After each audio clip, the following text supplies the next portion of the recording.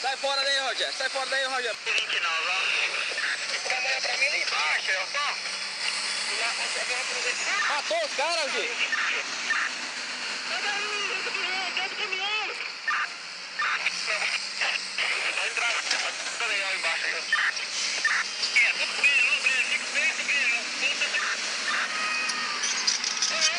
Matou os caras, velho.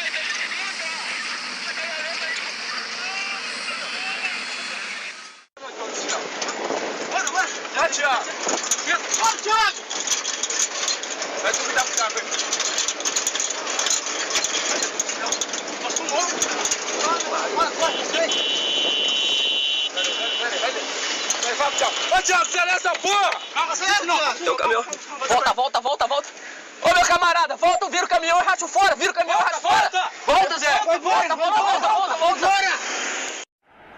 Nossa! Ô, Paula, fala pra Paula voltar, mano! Paula!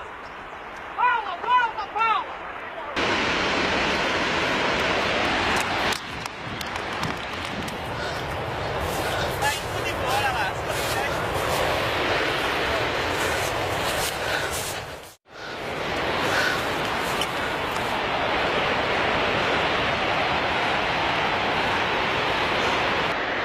O pessoal do bem tem que sair, gente. Subir lá pra aqueles...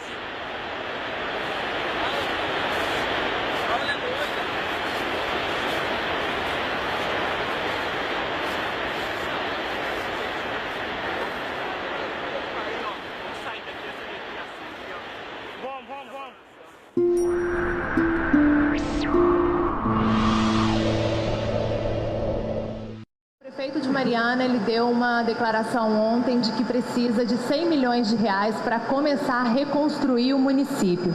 E disse também que Mariana hoje depende em 80% da mineradora e quer saber se vai poder contar com recursos imediatos para conseguir reconstruir e também manter a cidade, já que pode haver uma perda de 30% no faturamento do município.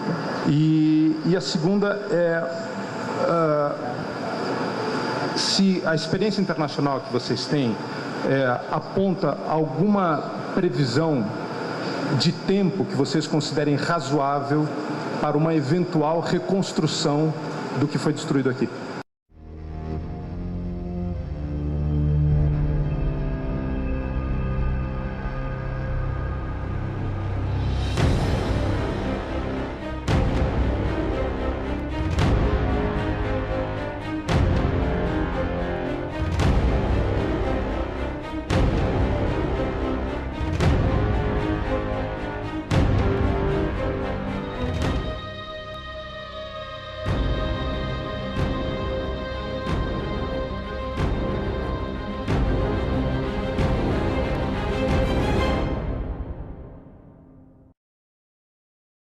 Claro, a gente sabe que o estado de Minas Gerais é um estado muito minerador.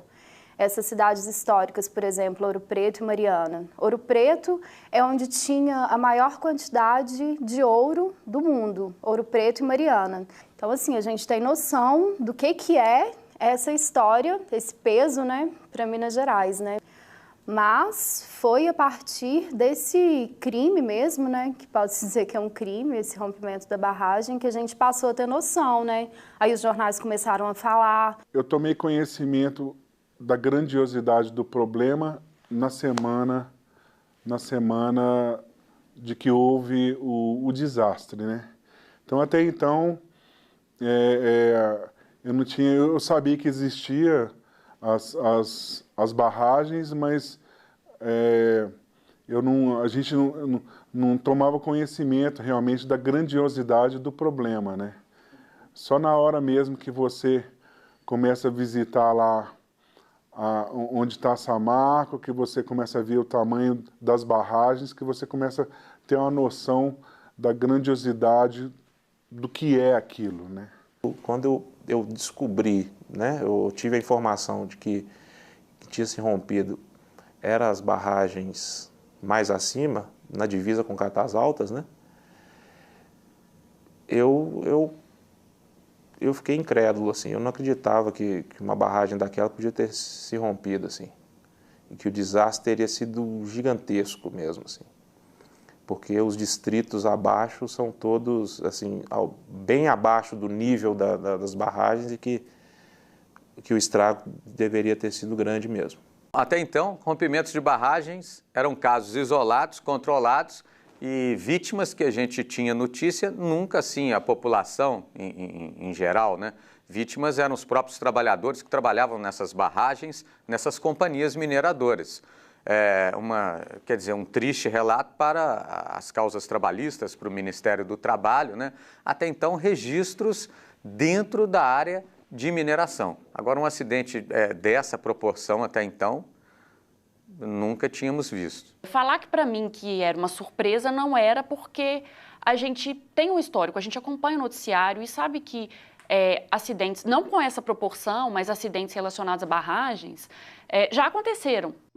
Em 2001, uma avalanche de rejeitos de minério da mineração Rio Verde se rompeu no distrito de São Sebastião das Águas Claras, em Nova Lima, região metropolitana de Belo Horizonte. 5 operários morreram no acidente, que atingiu 43 hectares e assoreou mais de 6 quilômetros do leito do córrego Taquaras. Em setembro do ano passado, um rompimento em Itabirito, na região central do estado, causou a morte de 3 pessoas. Operários faziam a manutenção da barragem desativada quando ela rompeu, por volta das 7h30 da manhã. Aí, de repente, veio aquele número, mais de 700 barragens. Aí a gente, o que é isso, né? Acho que assustou a maioria das pessoas, né? Acho que assustou todo mundo, né? Os mineiros. Porque aí a gente fica imaginando, se uma barragem dessas 700 estourou e foi considerado o pior crime ambiental em relação à mineração do mundo, o que não pode ser outras barragens, né? A nossa equipe foi a primeira a ir para Mariana. O que me chamou muito a atenção nesse primeiro momento era a certeza dos moradores de que aquilo ia acontecer. Porque para a gente era um acidente, era uma coisa inesperada, mas para os moradores eles falavam, a barragem rompeu, como se fosse assim, o que a gente esperou por muitos anos aconteceu. Como que pode os pessoal da Samarco não ter tomado uma providência? Se já sabiam que ia acontecer isso, por que não pegaram as pessoas de lá e levaram para Mariana? Então eu penso isso, como que pode? Esse é uma coisa que não sai da minha mente.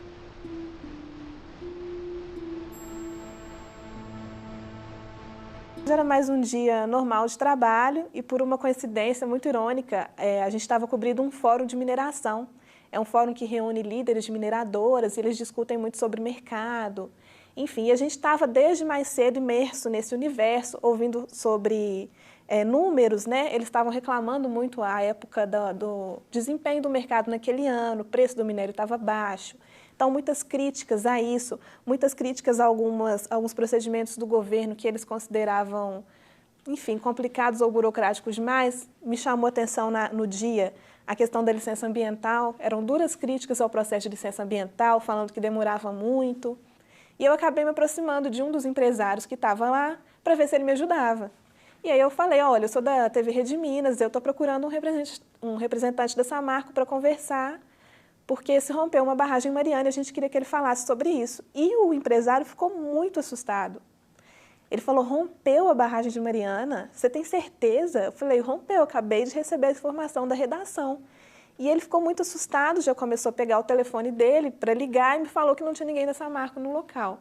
E aí eu já comecei a desconfiar que aquilo tinha uma dimensão maior do que eu estava imaginando. Eu estava trabalhando, fazendo uma reportagem, como que eu faço diariamente, venho para a emissora, saio com a equipe, e a gente estava, nós saímos de manhã para poder fazer as reportagens e eu lembro que chegou a notícia na redação de que havia rompido uma barragem lá em Mariana, e aí eu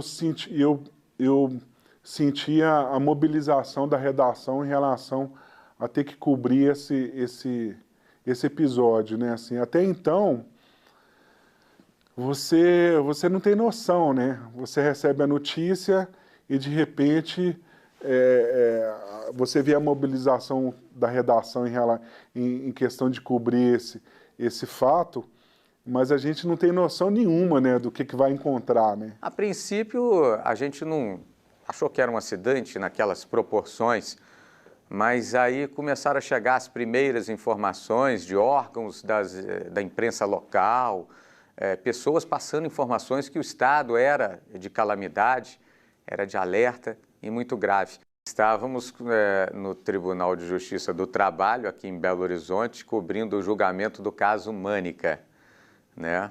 Acusado de ser o mandante do crime daqueles trabalhadores, né? Fiscais, né? Estávamos lá, um julgamento de extrema importância, a imprensa toda mobilizada, né? Imprensa daqui de Belo Horizonte e até nacional, mobilizada lá dentro do tribunal do júri. A gente acompanhando aquele julgamento, já era o segundo, terceiro dia, me parece, que a gente vinha acompanhando. E chegaram as primeiras notícias de Mariana. Rompeu uma barragem em Mariana. Aí algumas equipes passaram, alguns se deslocaram de onde estavam para ir direto para lá.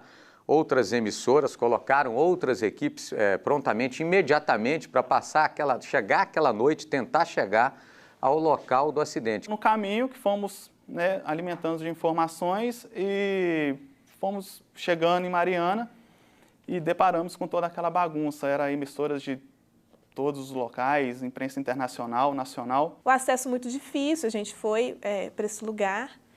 E, enfim, quando a gente chegou lá, que a gente começou a viver mesmo esse pesadelo, eu acho que foi a vivência da cobertura dessa tragédia mesmo. Porque quando eu cheguei em Santa Rita do Durão, tinha muita gente muito desesperada, assim, pessoas que tinham perdido tudo, tinham corrido da lama literalmente, visto aquela onda de lama e tiveram que correr para fugir daquilo.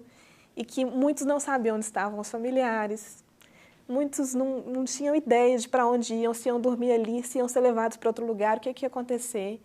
Então, assim, chegar naquele local foi muito impactante. Quando eu cheguei ali, nossa equipe chegou, todo mundo ficou até um pouco paralisado, assim, sem saber por onde começar, como abordar aquelas pessoas.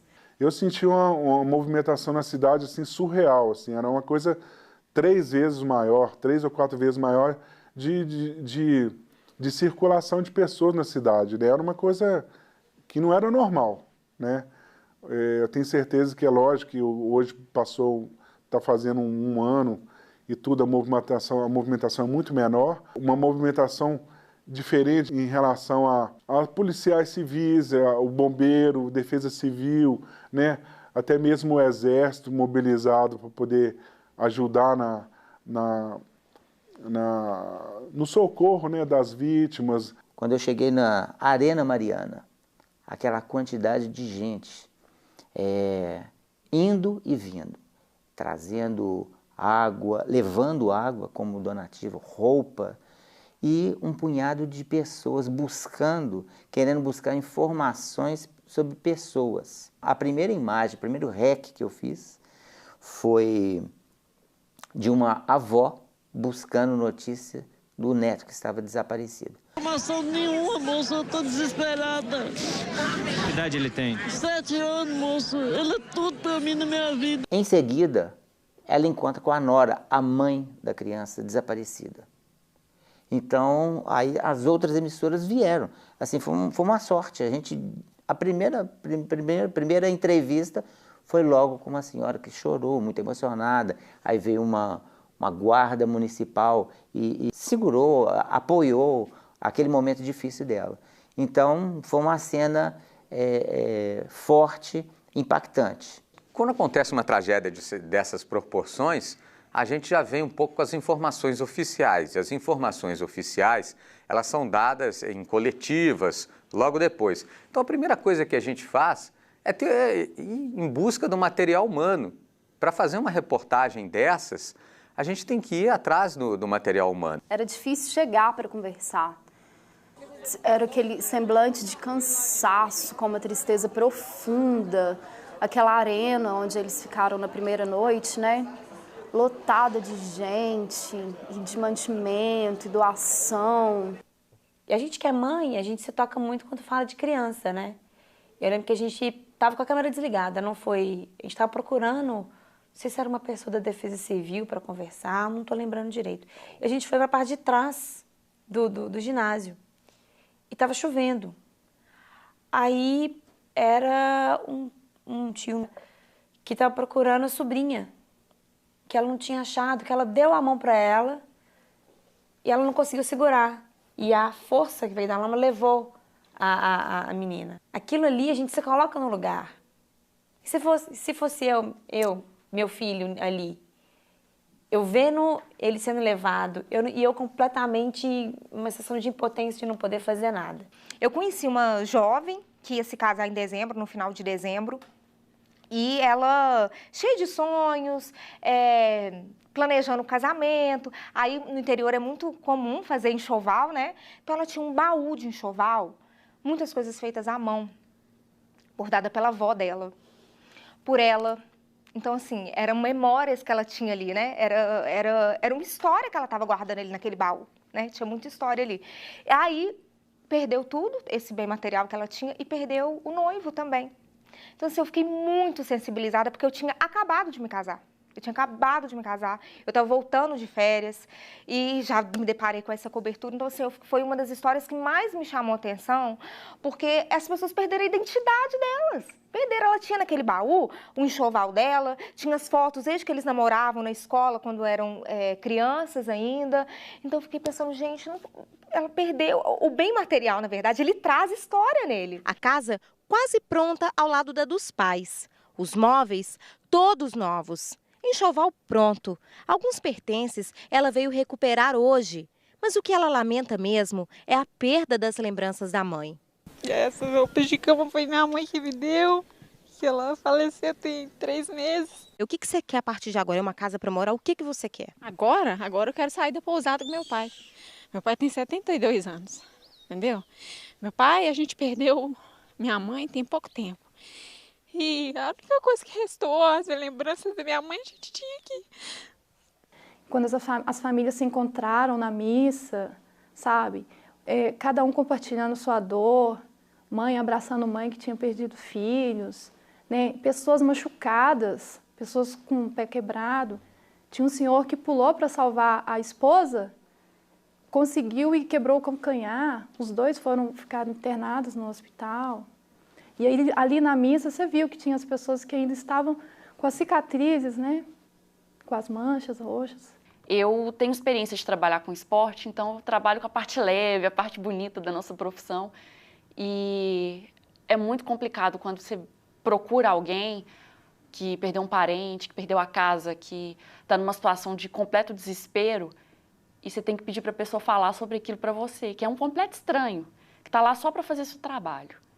Então, assim, eu acho que essa é a parte mais ingrata. Eu acho que as pessoas aqui sentiram isso.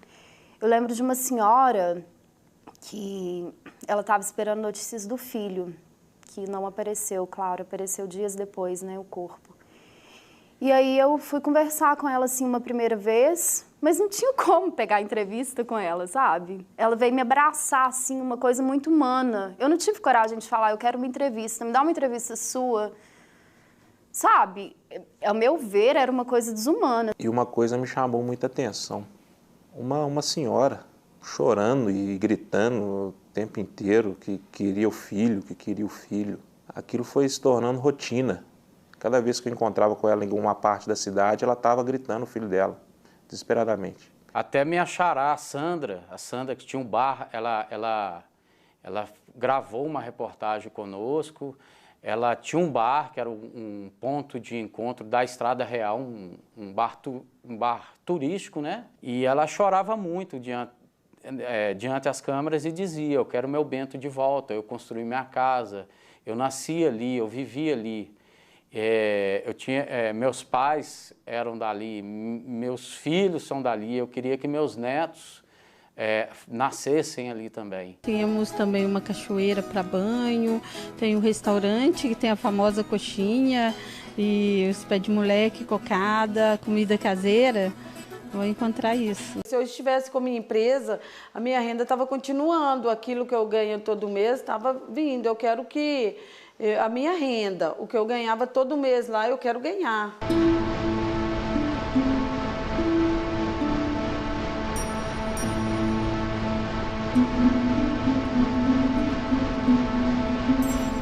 Quando foi no domingo, a gente conseguiu ir até Barra Longa, que é o próximo município, depois de Mariana atingido, né?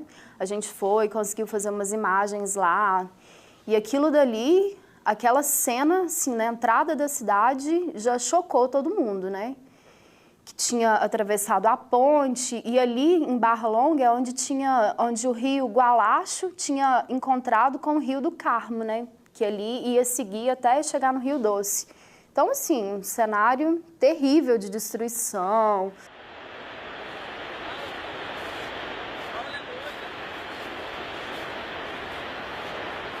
A usina hidrelétrica Risoleta Neves fica entre os municípios de Rio Doce e Santa Cruz do Escalvado. Entrou em funcionamento em 2004 e tem capacidade instalada para gerar energia para uma cidade com cerca de 400 mil habitantes. No último dia 7, as atividades foram interrompidas e não há previsão de quando serão retomadas. Eu vi a força da água, assim, aquela água lamacenta, assim, bem marrom, sabe? E aquilo ali, para quem já viu hidrelétrica, você olha assim e fala assim, nossa, porque é uma grande quantidade de água com muita lama. Claro que aquela lama ali provavelmente entupiu algum equipamento, pode ter danificado alguma estrutura, porque uma usina ela não está preparada para receber lama. O primeiro lugar que a lama chegou e parou foi ali. Então, e foi um lugar onde muitos corpos foram encontrados, porque por causa da barragem, chegou ali, só passava água, né? Então, muitos corpos foram encontrados ali também.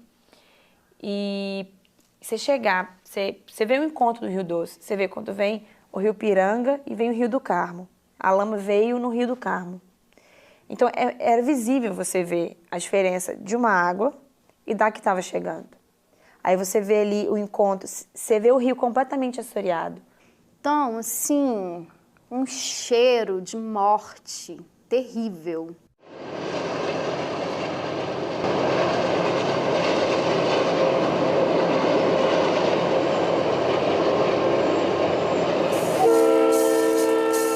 Chegamos a governador Valadares já nos primeiros contatos com as comunidades, também na estrada, que vivem aí da pesca no Rio Doce. Aí já dava para dar uma dimensão da tragédia, da água que estava imprópria para o consumo.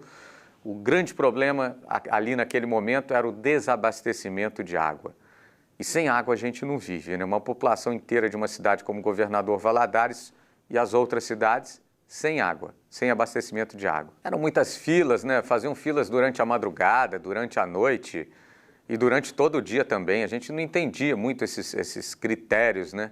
As pessoas queriam levar água para casa, né? Para o consumo até, né? Água para beber, não era nem água água, sobretudo para beber, lavar alguns mantimentos para você poder cozinhar também em casa. Então, nesse primeiro momento, houve muita confusão com relação à distribuição dessa água. Eu acompanhei a fila e pude observar, tinha gente de classe média, pobre, rico, na mesma fila. Então a classe social ali não existia. Alguns municípios como Resplendor, que a gente chegou a visitar, estavam querendo, para cadastrar as pessoas, estavam exigindo a conta de água. Me parece que até paga para cadastramento dessas pessoas. Agora, achamos uma situação absurda, cadastrar pessoas para receber água numa situação de emergência. Qual o porquê disso? Para ter uma noção, assim, do que os moradores estavam vivendo ali. Uma verdadeira guerra pela água. Eu vi gente na periferia tirando água do esgoto, sabe? Foi uma cena, assim, que eu acho que eu não vou conseguir esquecer na minha vida. O desespero das pessoas. E nós viemos até essa paisagem aqui porque ela é bastante significativa. Dos vagões do trem saem milhões de toneladas do minério de ferro que vão para países principalmente como a China. Paralelamente, toda essa riqueza corre o Rio Doce, uma bacia que abrange mais de 230 municípios em 2 estados, Minas e o Espírito Santo, e que hoje agoniza e pede socorro.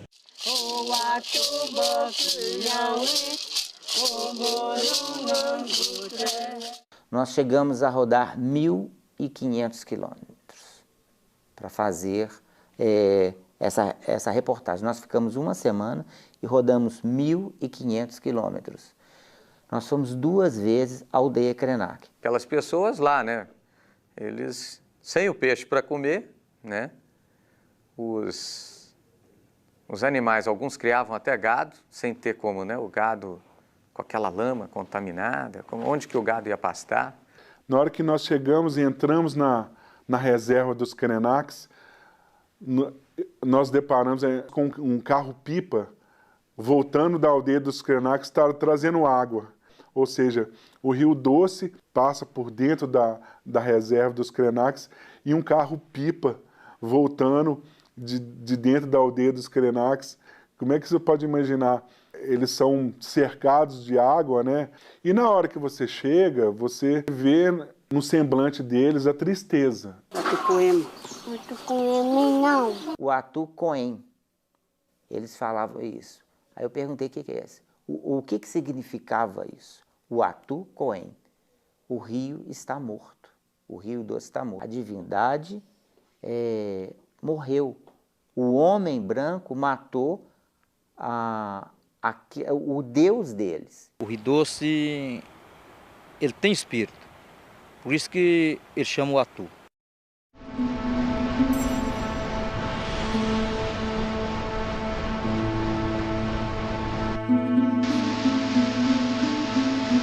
Agora com a equipe do Tenente Tristão, a gente vê que é bem difícil, né, Tenente? Porque a terra é bastante fofa, né? A gente está deslocando num local que o terreno está um pouco mais estável. Mas sempre tem um certo preocupação, né, de estar fazendo esse deslocamento, tem que ser com muita cautela. Agora a gente vai entrar numa casa aqui para ver o que restou, né? É um cenário não muito agradável, né? A gente vê que é a residência das pessoas, que da forma que aconteceu tão repentinamente, as pessoas tiveram que sair, não puderam resgatar nada, né? O que estavam fazendo, tiveram que sair rapidamente. E chegando em Bento Rodrigues, o que eu lembro é o silêncio total. Você não escutava nada. Tinha alguns pessoal do Corpo de Bombeiros preparando seus equipamentos, outros chegando com o corpo cheio de lama, aquela bagunça, helicóptero, mas quando entra dentro da cidade, no meio daquela lama, você já não escutava mais nada. Era só o silêncio total. Parecia que você estava em um outro mundo. Eu tremia muito, eu fiquei muito nervosa. É uma cena realmente muito ruim. A gente tinha visto cenas na televisão antes, mas nada se compara a estar ali, a ver aquela cena com seus olhos, ter as suas impressões ali do que estava acontecendo. Então, eu me lembro que eu fiquei muito emocionada, eu chorei muito, assim, naquele primeiro impacto ali. O bombeiro até pediu para que eu ficasse calma, falou que isso aconteceu com a maioria dos repórteres que foram ali. Nós tínhamos, assim, o receio de que as outras barragens, uma outra barragem também se rompesse, já que a segurança dessa primeira barragem, né, não era tão grande assim, não tinham medidas, né, de segurança, não foi feito nenhum trabalho preventivo. E ao pisar nesses locais, a gente tinha um cuidado também, sempre ali com o corpo de bombeiros, com os bombeiros orientando, pisa aqui, não pisa ali. A gente tinha medo também, né, de afundar nessa lama, e a lama muito ali, né, ainda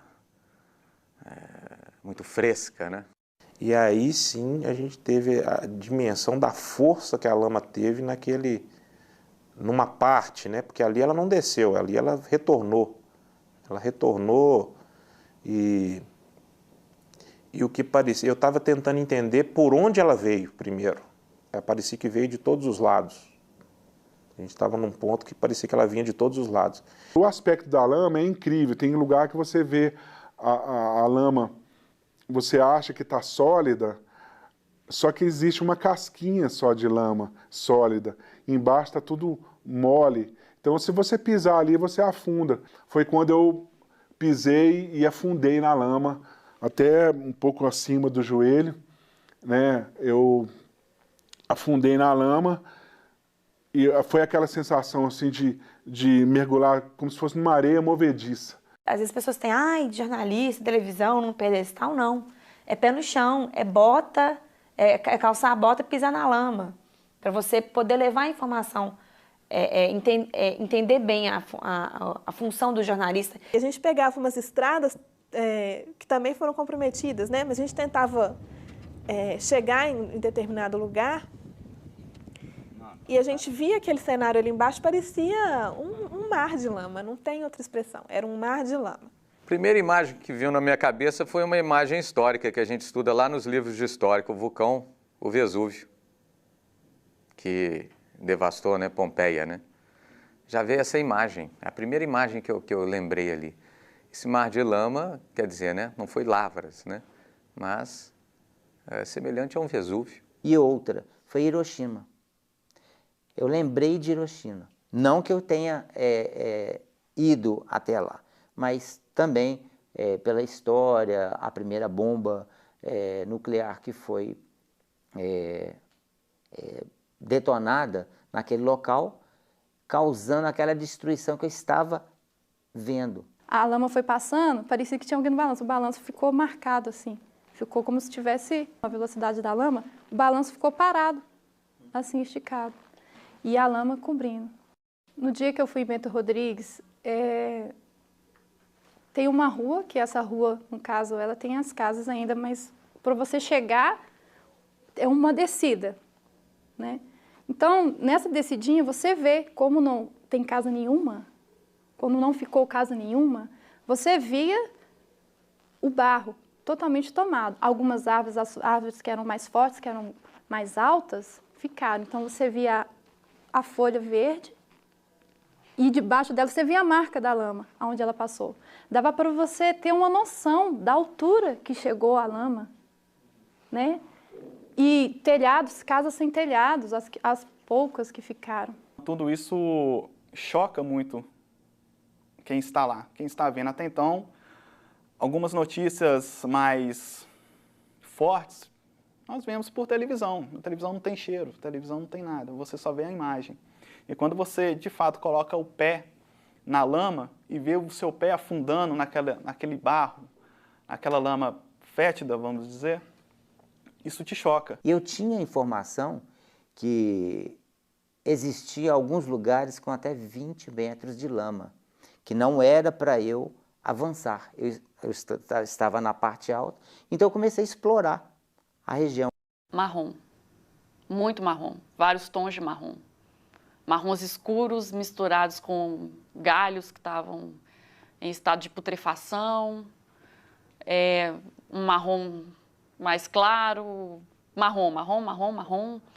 Era a cor que a gente via. Eu só ficava imaginando quantas perdas. Eu acho que a gente nunca vai conseguir contar. A gente fala em hectares, mas a gente nunca vai conseguir contar quantas árvores, quantos animais morreram ali. Porque além dos animais domésticos, que a gente teve até uma contagem, porque as pessoas deram faltas dos seus animais, muitos outros foram soterrados, a gente nunca vai saber quantos. Outros tantos morreram porque o lugar que eles bebiam água foi inundado pela lama, e nos dias seguintes eles não beberam água, porque não tinha outro acesso à água. Então, assim, perdas incontáveis.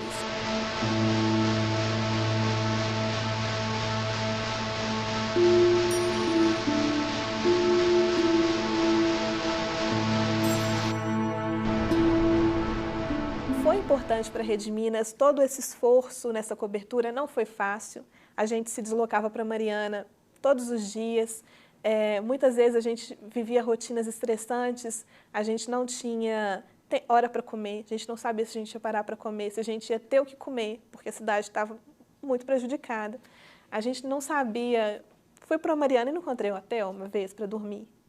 Então, assim, a gente não sabia as condições de trabalho, mas a gente estava lá e eu não me imaginava em outro lugar. Tudo acontecia a todo momento. Você estava num lugar, você ia com a câmera no carro para ir para outro, para gravar rápido, para voltar.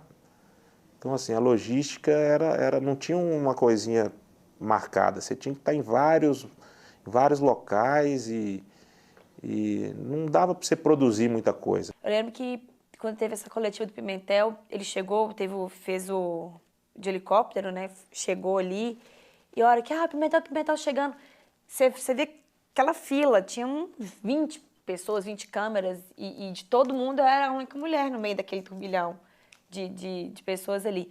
Então, você vê, aí você pega a câmera, você vai correndo, aí você chega para poder filmar, aí você não está talvez numa altura ideal, você não está no enquadramento ideal, porque tem um monte de gente espremendo. E eu lembro que nessa coletiva do Pimentel eu fiquei completamente espremida, eu fiquei na ponta do pé mesmo, para poder pegar. E você vai fazer na hora, e quando você assusta, quando você vê que você já está ali, você não pode. Se eu estou na ponta do pé, eu não posso descer da ponta do pé mais, porque a imagem não vou balançar a imagem. Eu não me sentia só como auxiliar, eu me sentia como cidadã, me sentia como, assim, via aquilo com uma importância maior, né? Não que as outras coisas não sejam importantes, mas como mineira, eu também queria saber o que aconteceu, né? Então, assim, a importância do profissional nessa hora ia entrar. Então, a gente tinha que fazer um trabalho bem feito, tinha que apurar.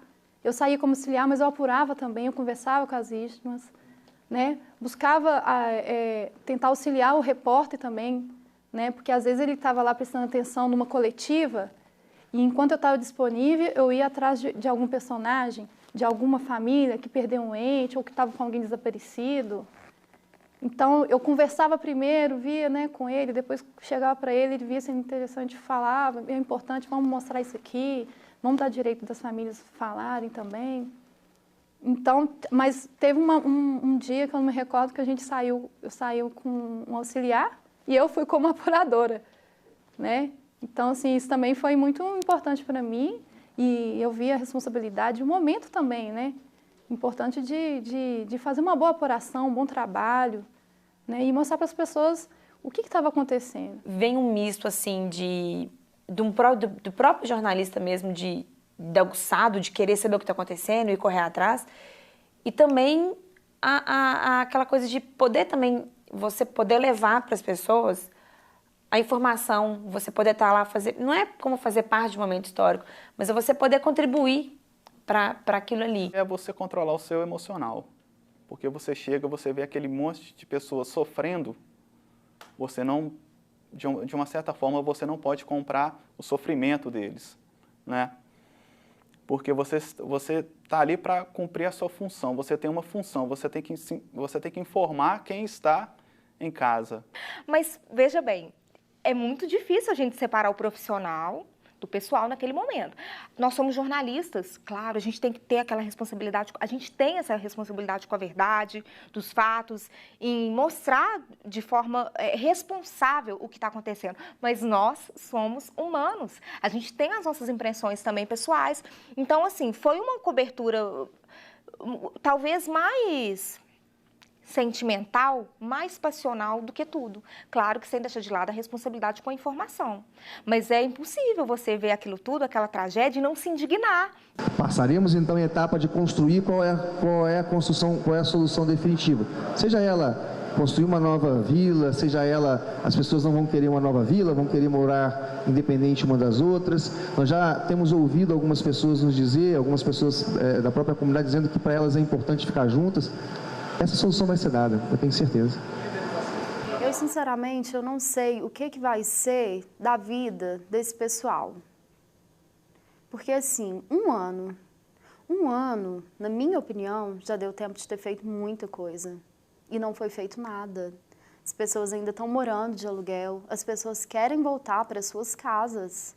Deu para perceber que os funcionários da Samarco estavam muito, assim, do lado da Samarco, né? Estava apoiando a Samarco, dando aquele apoio para a empresa e não estava até meio assim, se a gente tentasse puxar alguma conversa, querer falar, eles já já ficavam meio retraídos, olhavam para a gente meio desconfiado, né? Então, deu para perceber muito isso dos seus funcionários, os funcionários da Samarco. A mineração e nós, todos nós como polícia, somos responsáveis porque nós não trabalhamos até hoje com a diversificação econômica. Nós somos dependentes, totalmente dependentes da mineração. É mais de 80% é dependente da mineração. Só a Samarco, ele gera no nosso município mais de 1.800 empregos diretos e mais de 2.000 indiretos. E eu sei que se isso parar, o transtorno vai ser muito maior. Não adianta agora também a gente querer olhar somente a crise e não entender que daqui a pouco a vida vai ter que continuar seguindo. Nós vamos precisar continuar a administrar o nosso município. Então eu tenho que ter muito cuidado nesse momento. Eu tenho pedido ao Espírito Santo que me dê o discernimento necessário para que eu entenda que eu estou à frente do município, que é o primeiro município de Minas Gerais e que tem sim uma responsabilidade muito grande em relação a todo o nosso país. Então eu tenho dito que é necessário que se suspenda sim a mineração nesse momento, que a gente ache sim os responsáveis, que a gente trabalhe sim com a diversificação econômica, mas que a gente entenda também que nós somos dependentes da mineração nesse momento. E o que eu vejo hoje, eu vejo que infelizmente os interesses da empresa ficaram muito acima dos interesses da população. Porque a gente está vendo aí, depois de um ano, pouca coisa mudou. A experiência internacional que vocês têm aponta alguma previsão de tempo que vocês considerem razoável para uma eventual reconstrução do que foi destruído aqui? São a experiência de tempo, né, necessário para tudo isso. Olha, seria também comparar laranja com banana, porque as situações diferem muito em situações de terreno, em situações de clima, em relação de estabilidade do solo, em relação à possibilidade de eventos externos. Então, é muito difícil você comparar situações assim. Apesar da gente estar em países tão diferentes quanto Canadá, Indonésia, Nova Caledônia e muitos outros, Moçambique, nós não poderíamos estabelecer uma comparação.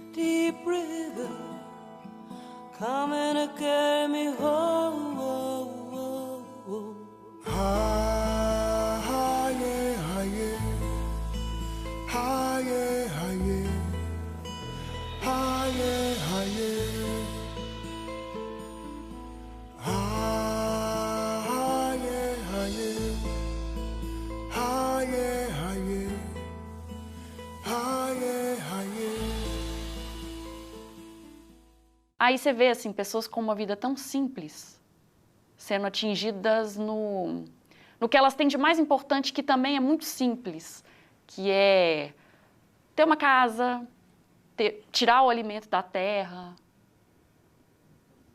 ter, às vezes, um animal de estimação. Fiquei sem a água porque eu tinha furado o poço, igual eu mostrei para você lá. Tinha furado o poço, não abaixar aqui, o lençol da água foi embora. Aí secou a água. Aí eu fiquei sem água para servidão, fiquei sem água para criação. Me chocou muito porque esse senhor que mora perto de Candonga, ele perdeu 2 porcos. Aí você pensa assim, a gente, na nossa visão de grande cidade, o que são 2 porcos para uma pessoa que tem uma propriedade? Mas aqueles porcos ali, eles tinham um valor afetivo para aquela família. E ele falou que os porcos morreram não pela tragédia, mas porque, como não tinha água mais lá, ele tinha que racionar a água que chegava. E aí o que você faz? Você deixa de dar água para sua família para dar água para os animais? Você tenta vender, se desfazer de um bem que para você tem um valor especial, tem um valor afetivo? E teve em outro momento, que foi na cidade do Rio Doce, que a gente encontrou com um senhor que tinha a propriedade dele, o sítiozinho dele, numa ilha. E ele falou que ele atravessava aquela correnteza forte para poder alimentar o que sobrou da criação dele. E ele falava que ele não tinha mais renda, ele não tinha mais tudo que o peixe, ele tinha renda com a pesca, ele tinha renda com a plantação que ele tinha naquela ilhazinha assim, na ilhazinha dele. Lembro que no dia que a gente fez a entrevista com ele, eu tive que respirar fundo, porque ele falava assim que tudo que ele tinha acabou, que a vida ele era um senhor forte de mais de 70 anos, que a vida inteira viveu ali, tudo dele vinha do rio, tudo dele vinha daquilo ali, e que ele não sabia nem por onde recomeçar a vida dele. Seu Geraldo, durante esse tempo todo, nunca tinha visto o que aconteceu no último dia 6 de novembro. Foi horrível porque 6 horas da manhã, um barulho aqui assustando a gente, né? Eu achei horrível. Eu pensei que eu tava acabando o mundo, né? Eu achei assim, pode ser um terremoto, só pode ser. Que com o tempo daquele estiado, você não esperava, né? De uma tragédia daquela, né? Eu acho que chateia mais que nunca mais nem vai ver o rio com fomera, né? Esse rio bonito que nós tínhamos. Aí eu entrei no quintal das casas, vi algumas galinhas mortas, outras até uma outra eu salvei essa galinha, que ela estava presa na lama, mas eu não quis colocar a mão na lama porque eu tinha informação que aquela lama era tóxica. Então eu peguei um bambu e tirei, salvei aquela ave ali. Até na estrada eu ficava pensando, eu vou embora agora para minha casa, eu vou ter o conforto da minha cozinha, vou preparar minha janta, vou tomar meu banho e vou dormir. E essas pessoas que agora tinham esse conforto, tinham suas casas, para onde elas vão agora? O que serão delas? Minas Gerais não é Minas de minério, Minas de água. Onde tem minas de minério, geralmente tem uma mina de água também. Então, a gente não precisa adotar para a gente esse título de mineiros, de estado do minério. A gente pode adotar outros títulos. A gente já fez a nossa história em cima do ciclo do ouro, a gente já fez a nossa história em cima do minério, vamos fazer outra. Eu acho que é o momento da gente começar a pensar outras alternativas para Minas Gerais. O poder econômico, ele não pode fazer barragens desse tipo próximo a povoados. Isso é um desrespeito ao ser humano. Muitas vezes acaba prevalecendo o poder econômico. Mas não tem onde colocar a barragem. Também tem que se estudar uma outra forma de se aproveitar esse rejeito. Parece que esse rejeito serve até para a construção civil, mas não é interessante economicamente, né? Vai derrubar o cartel do cimento, né? De quem fabrica tijolos, né? Como é que fica essa situação? Parece que o rejeito ele pode ser usado também em construções, né? Deve-se procurar uma outra forma de aproveitar esses rejeitos. O que eu consegui ver naquela região foi um rio morto, né? Um córrego morto, que até hoje se mantém sem vida nenhuma, né? Agora, essa é um rio, né? E rio é vida, rio é uma artéria. A gente tem artérias no nosso corpo humano. E na Terra também nós temos as artérias, que são os rios que são alimentados pelos seus afluentes, né? A Terra é semelhante ao corpo humano, ela necessita de água. Eu tiro como um aprendizado de que eu não quero viver aquilo mais. Eu não morava em Bento Rodrigues, né? Eu não sou de Bento Rodrigues, eu não perdi família, eu não perdi a minha casa, a minha vida que eu tinha ali, a minha história que eu tinha ali, né? Mas eu levo isso que eu não gostaria que isso acontecesse comigo. E eu levo como aprendizado que a gente tem que cobrar para que isso não ocorra novamente. Não só aqui no Brasil, não só aqui em Mariana, né? Isso a gente não pode aceitar esses acidentes ambientais que envolvem vidas. Temos projetos interessantes que mudam a legislação, que proíbem esse tipo de barragem, mas isso precisa sair do papel, assim. E eu acho que aí é que a sociedade tem que entrar. A gente não pode deixar que se construa uma nova barragem onde tem pessoas. Quando anunciarem que vão construir uma barragem na sua cidade, não aceite. A vida em comunidade ali, eu não sei como que eles vão devolver, mas eles têm que devolver. E a gente vai continuar acompanhando, a gente vai continuar cobrando, junto com movimentos como o MAB, né? Porque é importante acompanhar. Eu estou vendo que eles não estão fazendo nada por aquele povo ali. Eles não estão fazendo, eles estão se imiscuindo de tudo que é culpa. Eu espero, do fundo do meu coração, que Bento Rodrigues seja reconstruído, que Paracatu de Baixo volte a ser o que era antes.